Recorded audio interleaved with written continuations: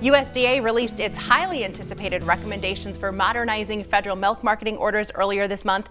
It's a 332-page document, and now is the time for industry stakeholders to review it. So Corey Geiger is here to help us all make sense of that plan. Good morning. Nice to see you. Great to be here, Malene. Well, let's start with the basics. Federal milk marketing order. What is this?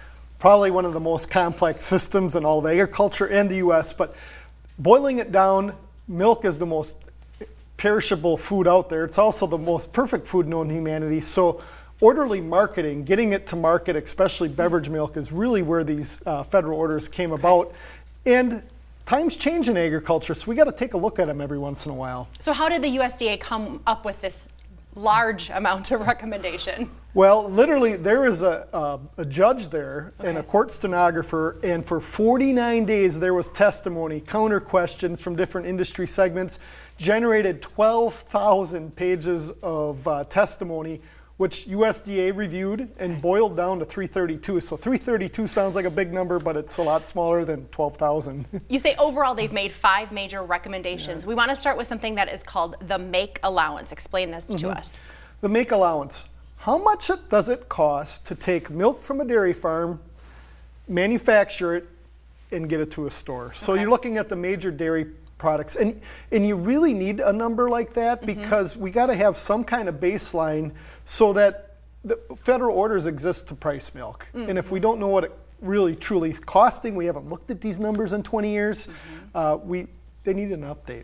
Can I ask a question about how they make this an average across the country? Because cost of production can look pretty different based on where you live. Oh, different where you live, different based on your plant size, different on the product. There's a lot of different things. So Mark Stevenson, who's now retired from the University of Wisconsin-Madison, one of the country's world's best dairy economists, did a study of plants, and they voluntarily submitted their costs. And so he did this from coast to coast. So that was the baseline for really looking at cost of production, which we refer to in the industry as make allowance. So they also laid out a plan for Class 1 pricing, which is also referred to as beverage milk, fluid milk. Yep. Beverage milk and the super majority of beverage milk is what you would get out of a carton or a milk jug and all that. And so there was, in the 2018 Farm Bill, there was a lot of talk back and forth, and it used to be the higher of Class 3, which is cheese and whey, or Class 4 butter powder, and that would set the Class 1 price. Then we went to the average in the Farm Bill. Now, things changed, markets changed. Collectively, U.S. dairy farmers since 2018 Farm Bill left $1.3 billion would it be dollars on the table. So there's a lot of, especially from the dairy farm perspective, let's go back to higher of pricing, and that's what the recommendation is here. Now real quick, there's something unique. There's extended shelf life milk coming on. That's, you may not even find it in the dairy case. You can just see it on a regular aisle. By the juice boxes, usually. Exactly. I had to go look for some, and I'm like, oh, yep, that's not in a refrigerated dairy case. So that's about 10% of the market. Starbucks sells a lot of it too. And so they're going to do a 24-month rolling average so that there can be some price predictability for people doing these longer-term contracts. A big nuance, but it's a growing area, and we need to nurture new products. When we look at the third proposal, this one relates to Class 1 differentials. So when you're close to an urban center, that's where people are, right? That's where milk gets consumed.